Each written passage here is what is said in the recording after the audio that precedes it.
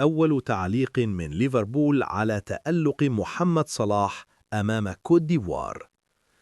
أشاد نادي ليفربول الإنجليزي بالأداء الاستثنائي لمحمد صلاح مع منتخب مصر بعدما قاد الفراعنة لعبور عقبة كوت ديفوار في واحدة من أكثر مباريات كأس إفريقيا إثارة.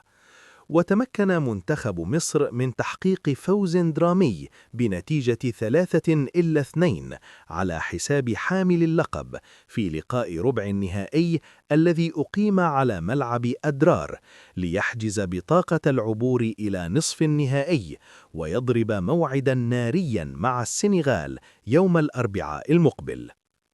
الموقع الرسمي لليفربول أبرز دور نجمه الأول قائلاً: سجل محمد صلاح هدفاً وصنع آخر ليقود مصر إلى نصف نهائي كأس الإفريقية بعدما تفوق الفراعنة على كوت ديفوار بنتيجة 3-2 في مواجهة ربع النهائي التي أقيمت في أغابير، حيث أحرز صلاح الهدف الثالث لمنتخب بلاده.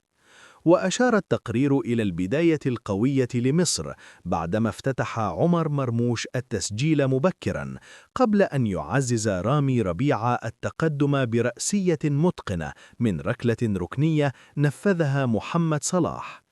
وأضاف ليفربول أن هدف أحمد فتوح العكسي أعاد كوت ديفوار للمباراة قبل نهاية الشوط الأول، لكن محمد صلاح سرعان ما أعاد الفارق بهدف جديد مع بداية الشوط الثاني ليرفع رصيده في البطولة إلى 4 أهداف في 4 مباريات.